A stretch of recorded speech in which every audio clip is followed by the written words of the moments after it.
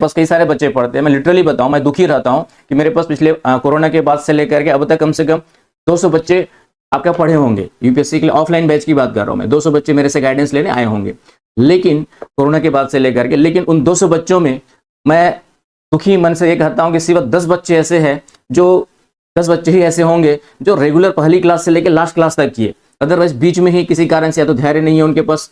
अब यदि आपके पास धैर्य नहीं तो यूपीएससी की तैयारी बिल्कुल मत करो। यदि 2 साल आप जम करके बैठ करके तैयारी नहीं कर सकते तो बिल्कुल मत करो। टाइम पास करने की जरूरत नहीं है आपको, तो ईमानदारी के साथ 2 साल डेडिकेटली दे सकते हो, तभी जाके यूपीएससी की तैयारी करो। मैंने फिर से कहा कि 200 बच्चों में 10 बच्चे भी नहीं होंगे जिनको मैं कह सकता हूं कि पहली क्लास से लेकर के लास्ट सिलेबस तक खत्म होते तक उन्होंने क्लास किया हो। उनको लगता है कि सिलेबस यूं ही, अब सिलेबस खत्म करना मेरे लिए टीचर जैसे टीचर जो पिछले 5 साल से 10 साल से मैं 20 साल से पढ़ा रहा हूँ, मुझे 20 साल पढ़ाते हुए हो गए, सिलेबस खत्म करना मेरे लिए कोई बड़ी बात नहीं है। 50% सिलेबस मैं आपका जो बिना फैक्ट्स एंड फिगर्स को, कुछ फैक्ट्स को छोड़ दो तो कॉन्सेप्चुअल बेस पे 50% सिलेबस यूपीएससी का खड़े खड़े डिफाइन कर सकता हूँ, खड़े खड़े पढ़ा सकता हूँ, एक भी पेज मुझे देखने की जरूरत नहीं पड़ेगी।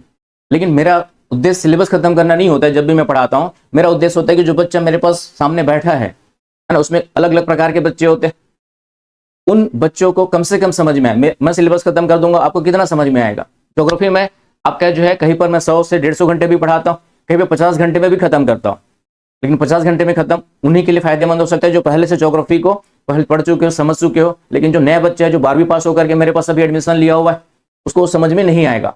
इस चीज को ध्यान देने की जरूरत है। तो यहाँ पे मैं इसलिए कि सोशल प्लेटफॉर्म पे खासकर सब्सक्रिप्शन मॉडल चलता है। कई सारे मैंने देखा कि कुछ बड़ी बड़ी ऑनलाइन प्लेटफॉर्म्स की संस्थाएं हैं जो सब्सक्रिप्शन मॉडल चला रही है। उसमें क्या कर रही है? सिर्फ टाइम पास कर रही है। कैसे कि अलग अलग टॉपिक पढ़ाते जा रही है, 1 साल का सब्सक्रिप्शन खत्म हो गया, फिर दूसरे साल का बच्चे ने ले लिया, फिर वो कहाँ से, तो सिलेबस की कंटिन्यूटी ही नहीं बन रही वहां पे।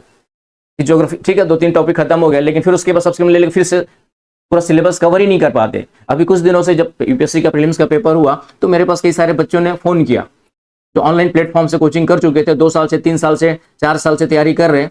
लेकिन मैं नहीं कहता कि मेरे पास ऑफलाइन जो बच्चे आए हुए वो भी अच्छा कर गए, मैं ये कहता कि क्यों नहीं, लेकिन मेरे में कोई कमी नहीं है। मैं जो गाइडेंस दे रहा हूँ, मुझे 20 साल का अनुभव है, 20 सालों से मैं यूपीएससी को ही जिया है मैंने, उसके अलावा मैं दूसरा काम करता भी नहीं हूँ, आता भी नहीं मेरे को।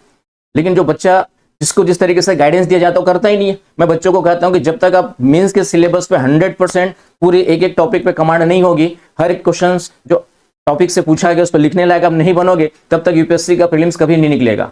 मैं यूपीएससी का प्रीलिम्स का टेस्ट भी उस तरीके से लेता हूं कि उसमें एक टेस्ट सेम टॉपिक का मेंस का रखता हूं, उसके बाद मैं प्रीलिम्स का रखता हूं।